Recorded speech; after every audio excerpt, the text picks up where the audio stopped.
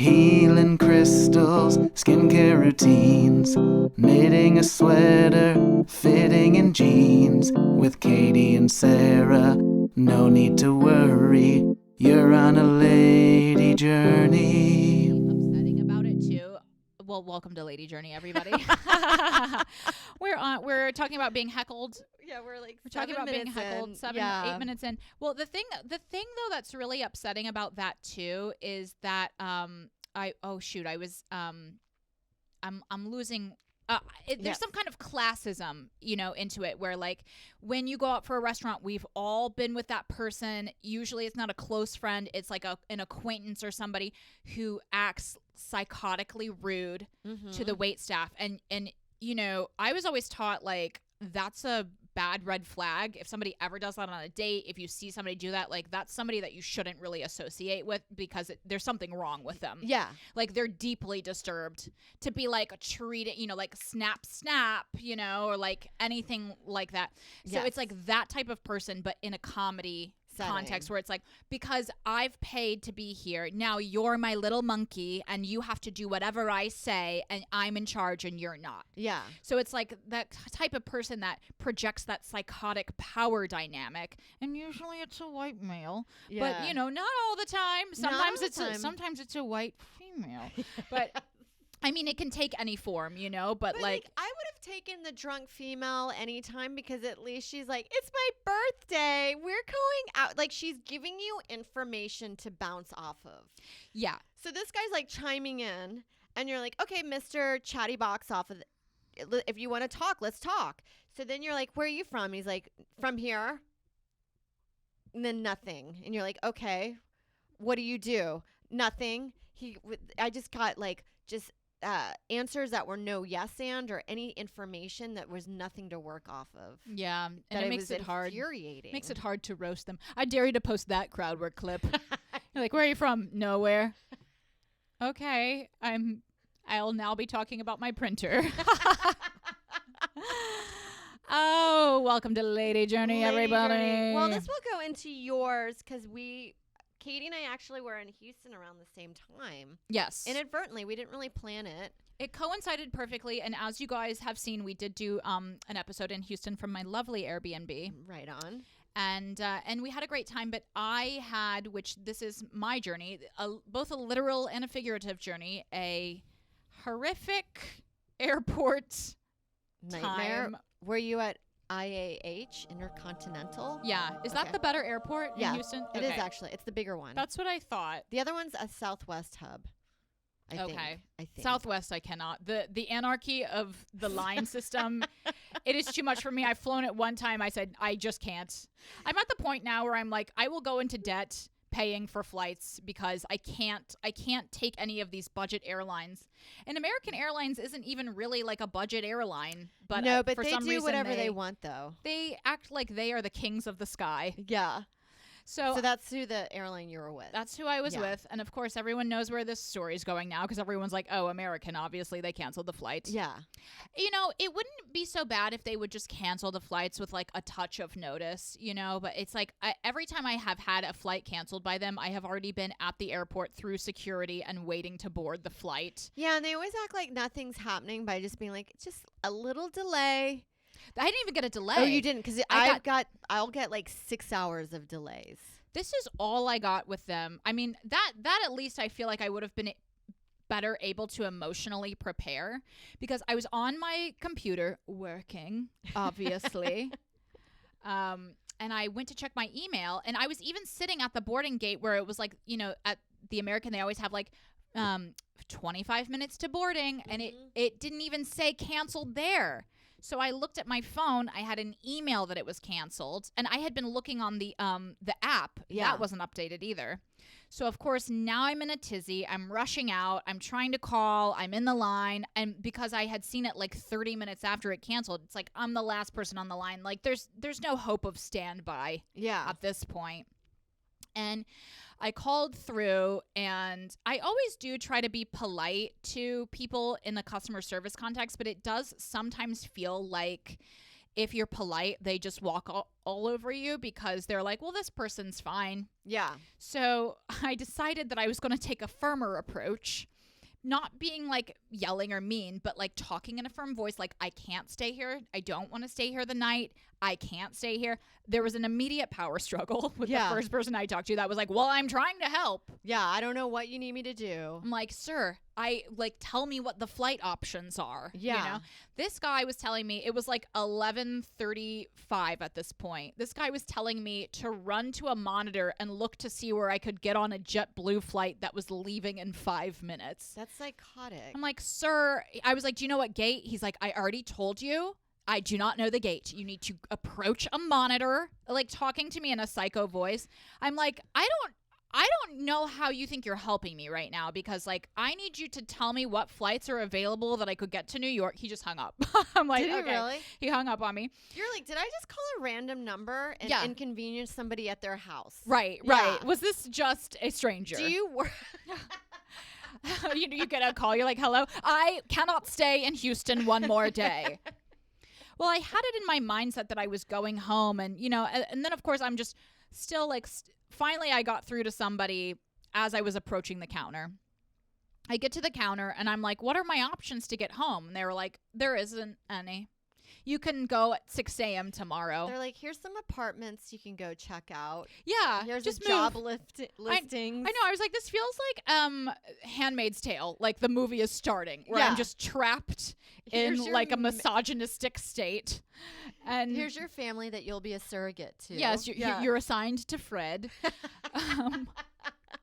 And so I was like really panicking, but it's so funny too, like when they cancel your flight, like the complete lack of empathy that everybody has, where I was like, well, why was the flight canceled? They're like, well, they canceled everything coming into LaGuardia. I'm like, I know for a fact, because I fly out of LaGuardia all the time, that American has the entire Terminal B. Yeah. So who's controlling American? Who's deciding? Because it's not just LaGuardia. Yeah. Your company is flying in and out of this entire terminal. Also, if it's an entire terminal, this must have been something discussed at least a few days ago. Yeah, like they just act like it. So I'm like, so you guys canceled it.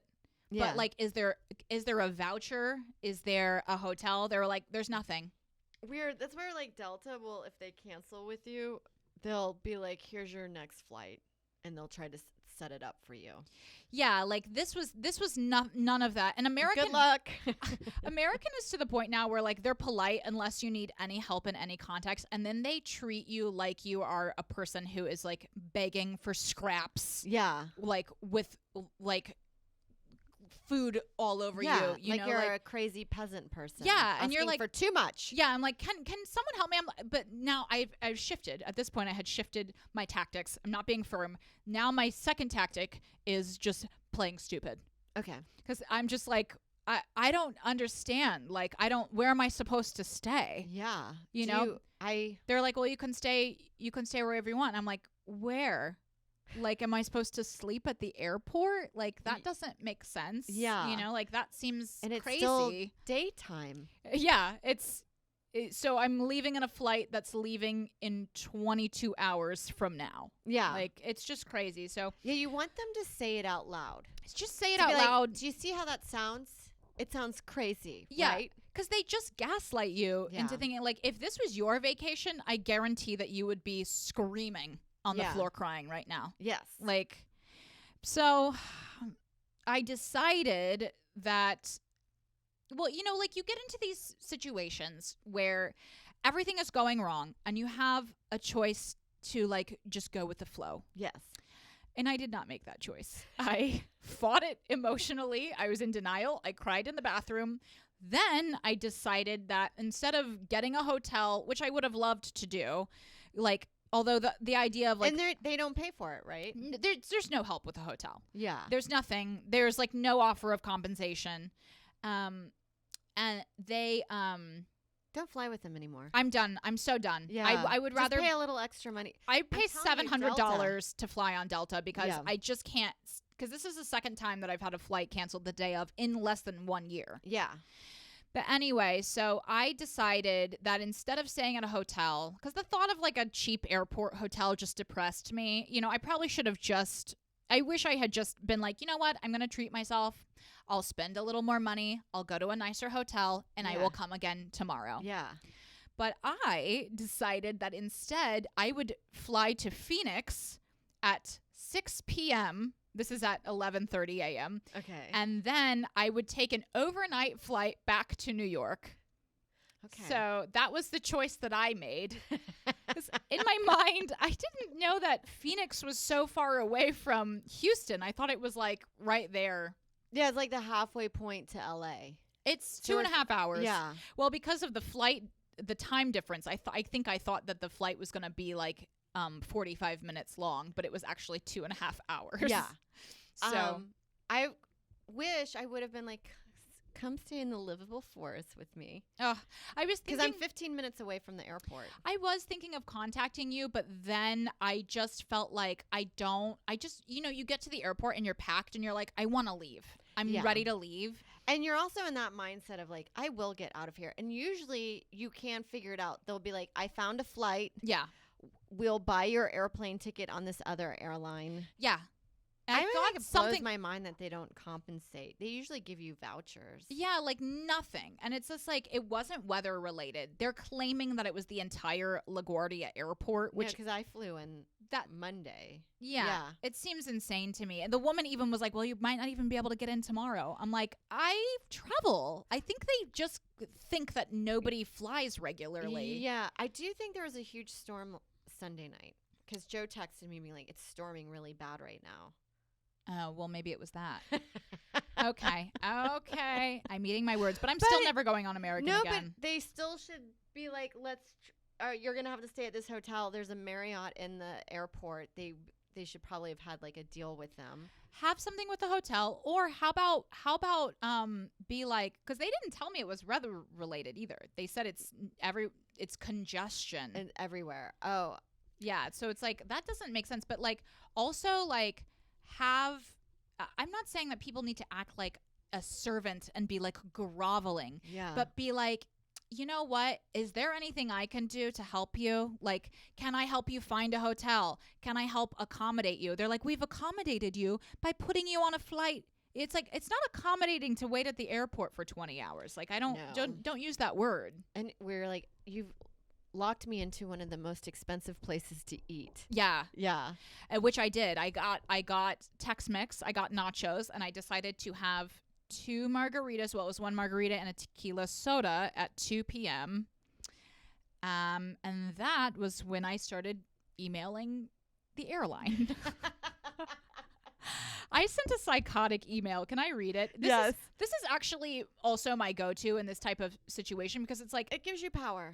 They don't read the emails. They were so gracious to give me 2,000 air miles. I'm like, oh, really? So maybe maybe that'll knock $10 off my next flight that I'll never be taking with you guys. I know. Even when they've given the vouchers, I've redeemed them and it's never ideal. It's never good. They're like, only through these hours and only on this day. Yeah, you can fly the day after Christmas.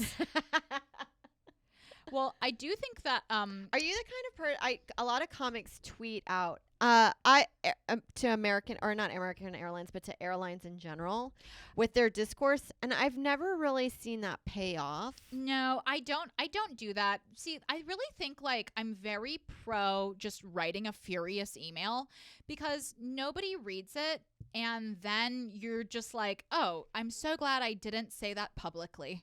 No.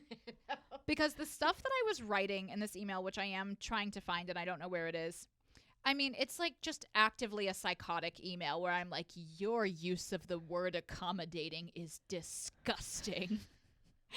I'm just sitting there Webster's drunk. Dictionary would be ashamed. I'm like, you expect you. Oh, here, let's see. Don't you find it funny when you're in those moments? You're like, I'm like Jane Austen, but raging. Yes, I feel Yeah. like I do like tap into Like the something words you inside of use- myself. I'm like using insidious. Yes. My vocab goes through the roof. My insidious contempt for your service. Yes. You have crossed the wrong woman.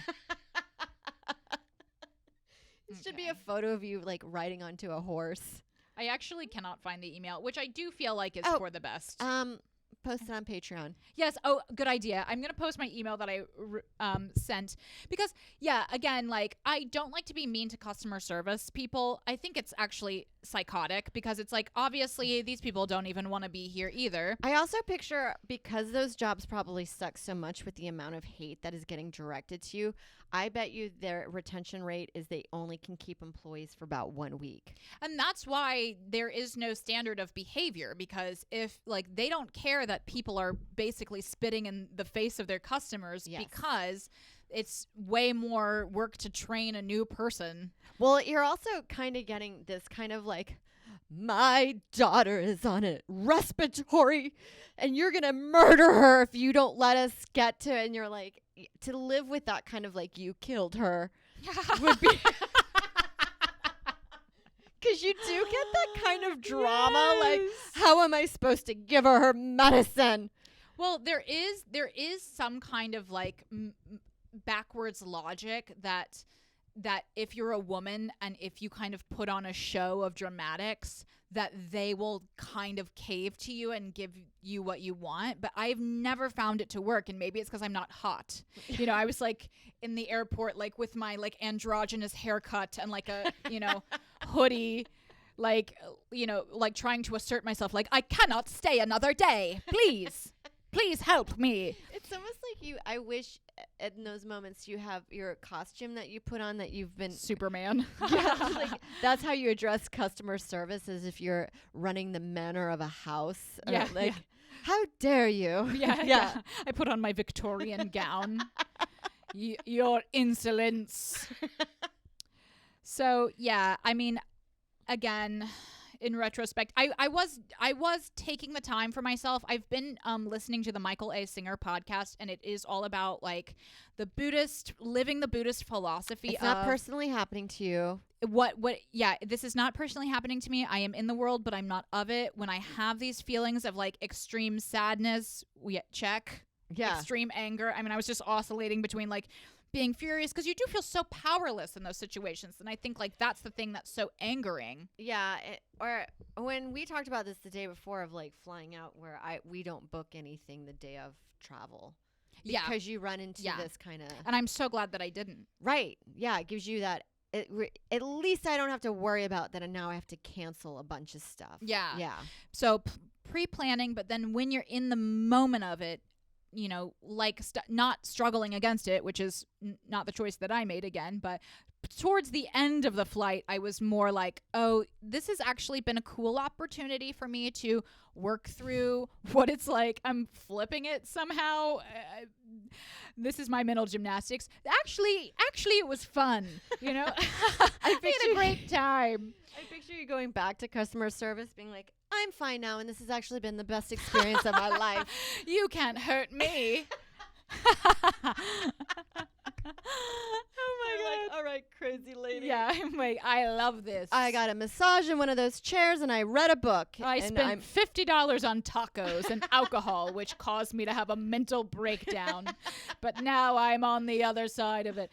You know, that is the great thing about, like, I will say, like, I really shouldn't drink alcohol in the day, because it triggers me emotionally. But then, you know, sometimes you're like, well, maybe that was therapeutic, because I did just cry. I went to an incredibly dark place for about 4 hours, but now fresh as a daisy. Yeah, bounced right back. And still on the plane. Yeah. I'm still so and in Phoenix. Yeah. Ultimately I got back to New York at because of course the flight from Phoenix was going to JFK, which you can't take a cab from JFK because it's literally your firstborn child. Yeah. It costs like $100. Yeah. So I took the Long Island Railroad, and so because my original flight had gone back to LaGuardia.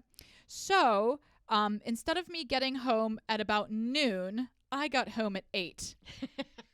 So I spent I spent 12 hours at the airport and another 8 hours on flights so I could save 4 hours. Yeah. Which I slept that entire time too. Yeah. I wish airports had a little mini hotel of pods. Yeah. So you can just fresh sheets to sleep on and close the door, and it's got a ventilation system. And then like 5 hours later when you need to get up, I would pay for that. Go fight again. Yeah.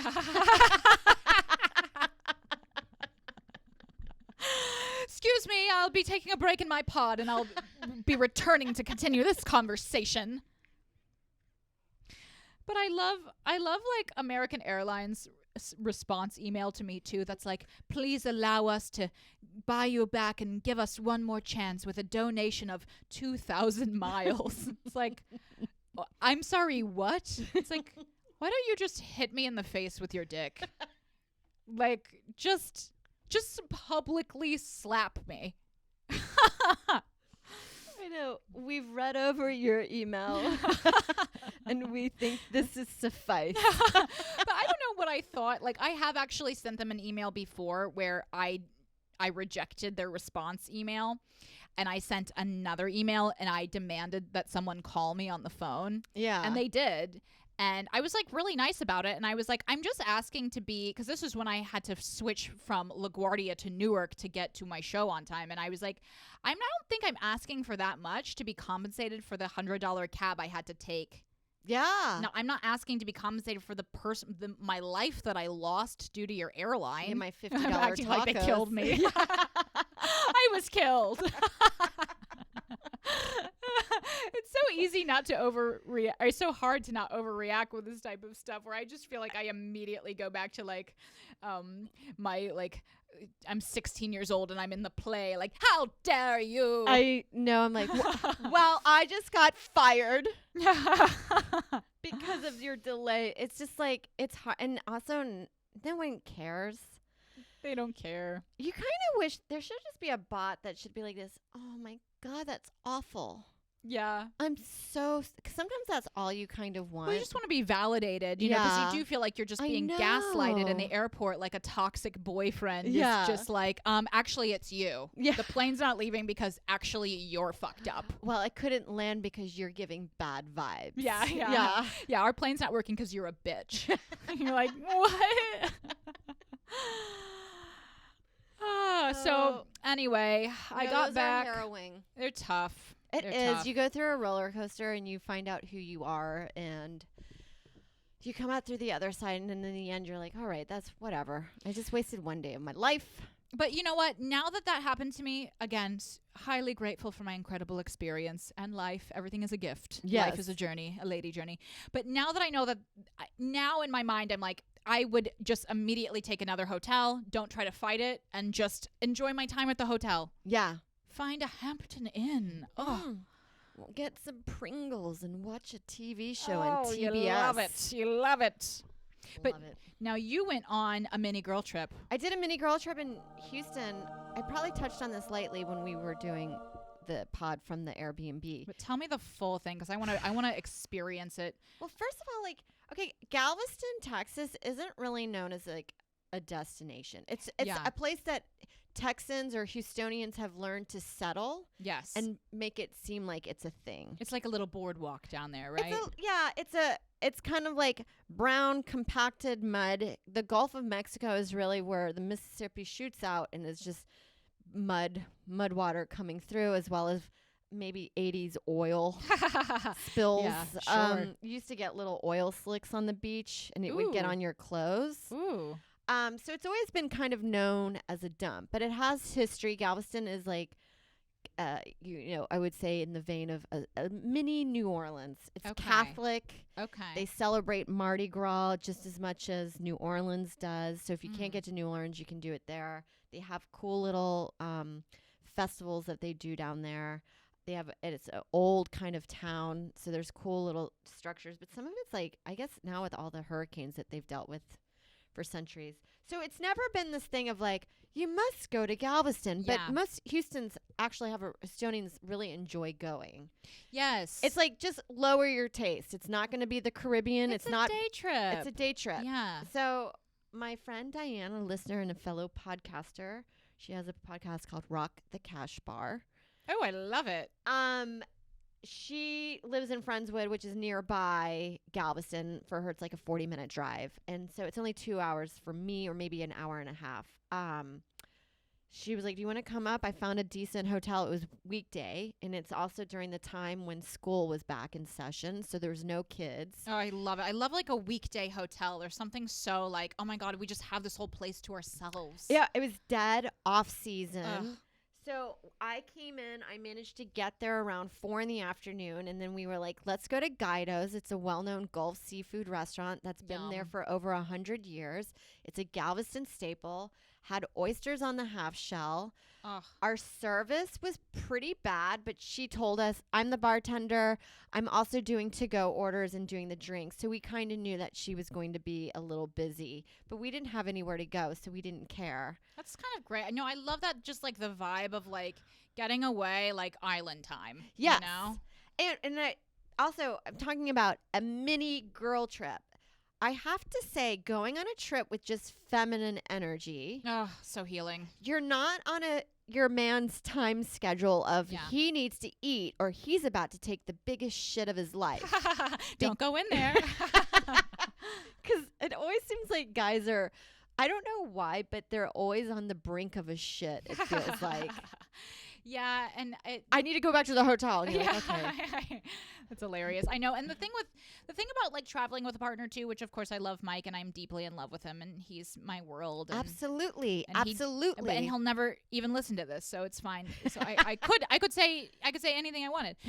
However, sometimes when I am traveling with Mike, it can be like, you know, I would prefer a lady to be there because Mike does not want to do the same things that I want to do. Absolutely. Like my vacay, my mini girl experience, like I want to go to a like Korean bathhouse. Yes. I want to get a pedicure. I want to sit. All I like doing is gossiping and having a really great time. So we basically did that at the hotel. But yes, because with Joe, it's activities. Yeah. Nonstop activities. And it's like Joe, he's a scavenger hunt boyfriend. Scavenger. It's like you got to be doing something every hour and it has to be different. Yeah. And if they don't, you feel their like negativity. Yeah. And I cannot handle that because I'm a people pleaser. Yes. Same. And so going on a girl trip, for some reason, I'm not dealing with that kind of energy. Because the girl is also a people pleaser. It's called being a woman. So we're just It's pleasing each we're other. just pleasing each other. You know, and there's compromising. It's something actually wonderful being with somebody that's like, well, what do you want to do? And you're Yes. like, oh, me? Well, all I want to do is just read magazines in the hotel and watch like Netflix. And she's like, that's all I ever want to do. Because I also have a feeling in our homes we're not allowed to watch our TV shows that we want to watch. Yeah. Without kind of like, Real Housewives. I don't understand how you can watch this shit. Yeah. And you're yeah. like, great. Well, I can. Right. I know. Well, Mike It's my football. I know. I'm the same actually to Mike's shows where he's like watching boxing. I'm like, here we go again. Oh, punching. Is it two people punching each other in the face? No. You do know it's blatant homosexuality. Like, I just love throwing, and then they hate that. Yeah. Fun fact. But it is, that's why it is fun to do, like, maybe a trip with the feminine energy, because Yes. you kind of like the same kind of things. Yes. And so we ate. We had a lovely, fun time of conversation. We got back to the hotel. It was around 7 or 8. It was dark now. And then we found out the pool was open till 1 or 2. Nobody there. All the cabanas were open. The pool was warm, so Ugh. you're not freezing your ass off I in the. love a heated pool. Yes, me too. Something so exquisite. We floated in there for hours. Just to And- float. Gossiped and just swam, and there was barely anyone in there. And then we went back to the hotel and watched Netflix cooking shows, and then fell asleep, went shopping the next day, and then just ate at like a nice diner that does great breakfast food around there, and then went home. I think overall it was like $200 each. Wow. Yeah, That's great.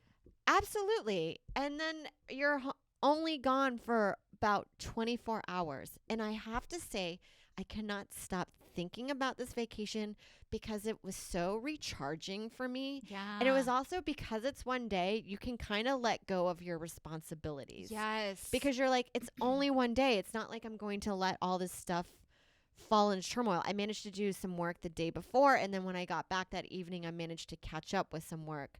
So I managed to just let go of being like, oh, fuck, I'm a loser. Oh my gosh, that's like the most important thing that you need to do to get that like mental and emotional rest of the vacation. Yes. I feel like being with a girlfriend is such like a time of emotional rest where you're like being heard, like girls just like talk to each other, we listen and talk, lightly venting, and, you know, sometimes you can't really get that with your boyfriend or with your partner because, number one, you're with them all the time. So and you're kind of venting maybe on the hilariousness of the relationship dynamic, and you want to laugh about it. But then with them, and I get it, they take it as a personal attack. Right, right. Where you're like, he always, his feet smell. Yeah. You know? Or what?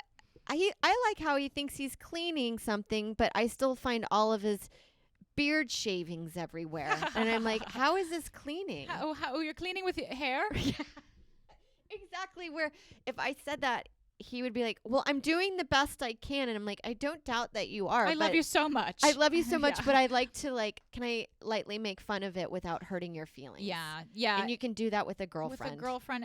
And it's so great the way women relate to each other. I think that you don't get that with a guy where it's like, you know, maybe I'm lightly venting. Like, that doesn't mean that there's like a problem that we need to solve, that I'm in crisis. I'm not I'm sharing just like intimate details about Joe's genitalia to you. Yeah, no. And embarrassing him. It's just broad subjects. Just like broad subjects and just talking and just being heard and being seen by a friend. It's like, that's just so, I feel like I had a car trip once with a girlfriend, my really close friend, and we did not stop talking for the entire 12-hour It's car trip. almost impressive. Yeah. I was like that with Diane, and I can do that with you, and I've done that. I have that with a lot of girlfriends, and I'm like, you have to tell me to stop.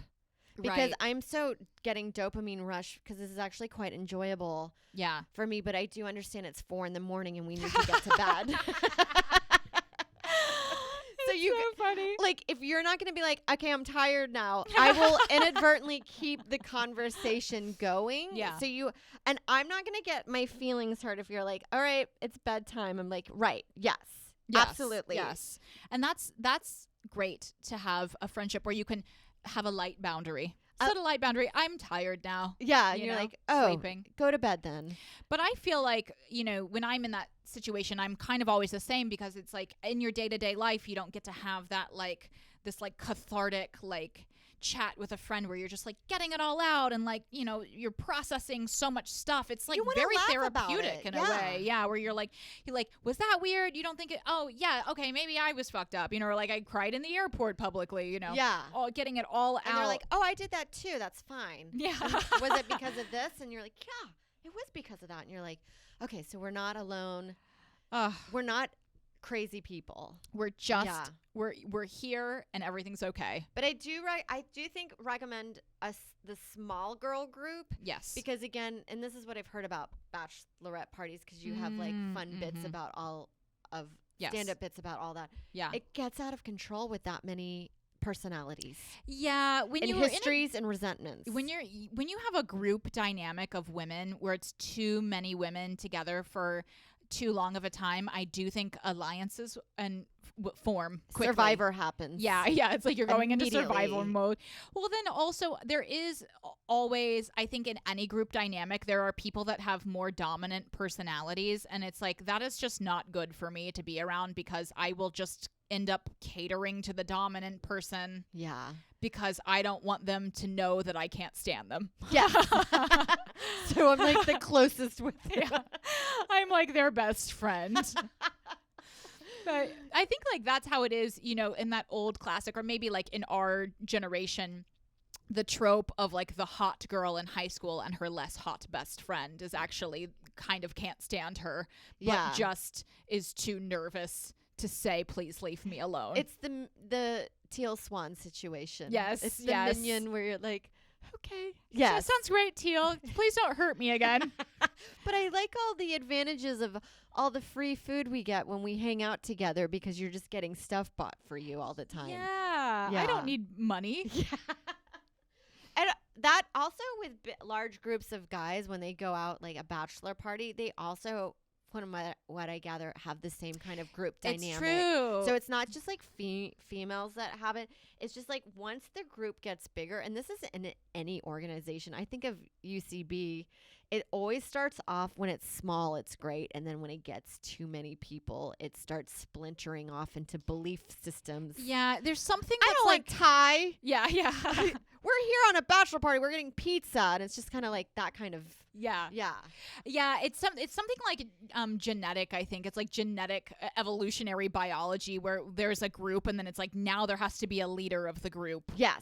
And there also has to be like the enemy of the group and like the person that we can't stand and, you know. No, I went on a group trip with my sister and my mom and it was just us three and I left there being like, I need an alliance with me. Because Yeah. those two dominate. Yeah. And what ends up happening is my sister will be the one that she always for some reason takes the leadership role. And then I'm not making my mom sit in the back seat. So then I'm the one in the back seat. And then there's been times where I've made suggestions and then they're like, why would we do that? And then you're internalizing it of Yeah. like, well, this is why I don't have any self-esteem. Yeah. And they're like, what's happening back there? You're just crying. That I was like, I need one other person to be like, yes. 3 is They're an too uncomfortable much. group. It should be 2 or 4. Yes.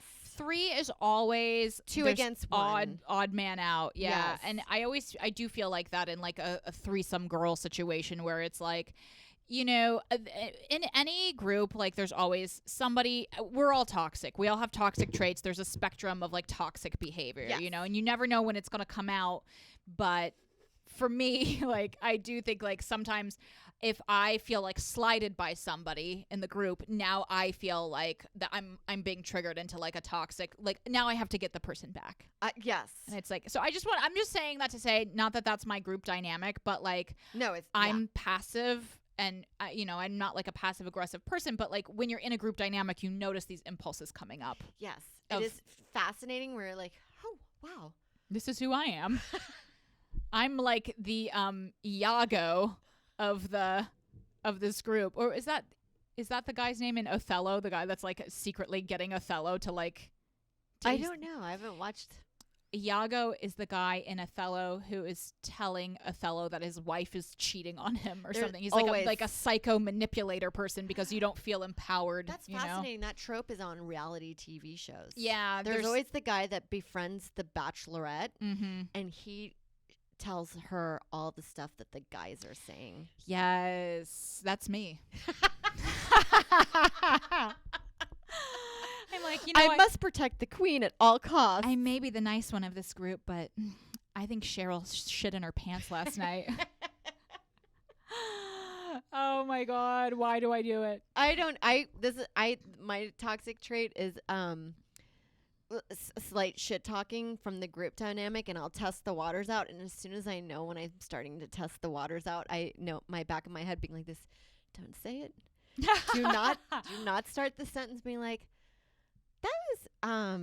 that's so funny that she likes to do that, right? It's so funny. Or like I love one too. I'll test the waters by being like, I love her. And then I'm waiting for people to be like, yeah, she's great. I'm like, she is, but like, you know, like what else though? You feel it in your bones. You're like, well, so you're playing a dangerous game. Be careful. Oh my God, it is. It's like a sneeze. Like you Yeah. can't. It's coming. Don't. She's weird. Yeah. She's fucking weird. That's weird. Yeah. I hate her. Oh my God. I want to go on a mini girl trip. This really inspired me. At 24, although you can't do it in New York. I have done it before. It's so hard to get out of here. This was my mini girl trip that I did before. I did this 2 years in a row where me and my friend, we took the train out to the Hamptons off season. So in the fall, you got to go in the fall. You cannot go in the summer. I think we actually took the train out to the North Fork and we did exactly that. We walked to the beach. We had dinner. We went to the hotel. We watched Game of Thrones. we got up the next day, we had breakfast, and we took the train back in. That sounds wonderful. It was great. Yeah. So I think you can do it from New York, and I think definitely try to do the train. And just recommend it. One day. Get a one-day trip in. Weekday. And that's the best thing, If too, you about can do a weekday. personal day, do it. I'm inspired. I really am. Yeah. I want to splurge and do a little something since I could have done that at in Texas, but instead I chose to spend 12 hours in the airport like a psycho person. I can't stop thinking about it. That was how much recharging. It was like eating a meal that you've never had before. And Like when I must go back. when you spend time with a friend that you haven't seen forever too, that's when you like hit that flow of just like connecting. It's like when you're with your person day in and day out, like your boyfriend, your partner, whomever, your girlfriend, like there's not really that much more that you can talk about. Yeah, you've said everything that you've said. And Mike is not a talker. No. Mike really loves his silence. Yeah. Well, I'll come along Yes. and I'll chit chat. This was a great episode. I really love this one. Lady Journey. Lady Journey.